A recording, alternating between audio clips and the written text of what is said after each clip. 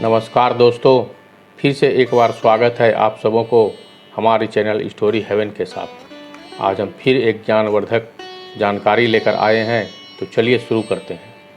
पाप कमाना तो बहुत ही आसान है, लेकिन पुण्य कमाना उतना ही मुश्किल होता है। लेकिन जाने अनजाने कुछ गलतियों से अच्छे कर्म बुरे कर्मों में बदल जाते हैं। इंसान को अपने कर्मों का फल यहीं इसी धरती पर चुका कर जाना पड़ता है।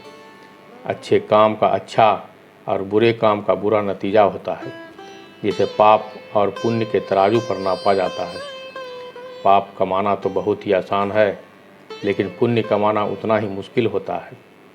एक इंसान पुण्य कमाने के लिए सारी ज़िंदगी कोशिश करता है, लेकिन वो जाने अनजाने कुछ गलतियां कर बैठता है, जिससे उसके द्वारा कमाए अच्छे कर्म बुरे कर्मों में बदल जाते हैं। आज उन्हीं के बारे में इस आर्टिकल में जानेंगे। सबसे पहले हम जानते हैं कि आखिर बुरे और अच्छे कर्म होते क्या है।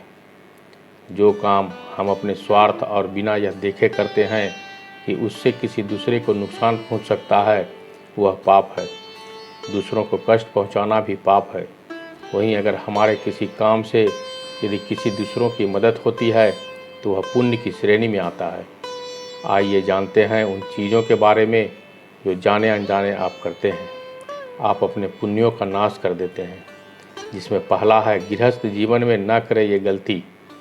गृहस्थ जीवन में पहला भोग स्वयं लगाने से हमारे पुण्य कर्मों का नाश हो जाता है। ऐसा बिल्कुल नहीं करना चाहिए। शास्त्रों में भी इस बात का जिक्र है कि पहली रोटी गाय और दूसरी रोटी पक्षियों के लिए रखने के बाद ही खुद खाना खाएं। दूसरा में आता है घर आए मेहमानों के साथ करें अच्छा व्यवहार।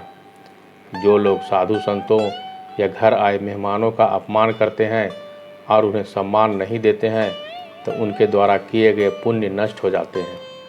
इसलिए गलती कभी नहीं करनी चाहिए। घर आए मेहमानों के खाने पीने से लेकर बात करने तक सब कुछ अच्छे से करें। दोस्तों, आपके घर अगर कोई मेहमान आता है तो वह 2 या 4 दिनों में वह खुद अपने घर वापस चले जाएंगे, लेकिन आपने अगर अच्छे से सत्कार किए हैं तो वह बहुत दिनों तक याद रखता है। वह जब जब याद करेगा, आपका पुण्य कर्मों में वृद्धि होती जाएगी। लोग धन दौलत तो जीवन भर सभी कमाते हैं, कोई किसी का पैसा नहीं देखने आएंगे, लेकिन अगर आपके घर कोई मेहमान आ जाए और आपने अगर अच्छी तरह से उसकी खातिरदारी करते हैं, तो वही आपको लोग याद रखते हैं।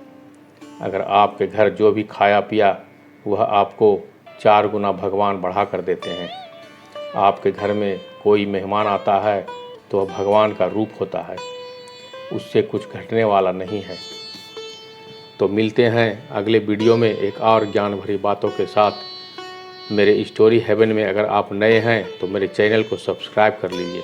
साथ ही साथ मेरा प्रत्येक दिन मोटिवेशनल वीडियो संध्या 6 बजे ज़रूर आता है, इसे ज़रूर देखने की कोशिश कीजिए। तब तक के लिए धन्यवाद।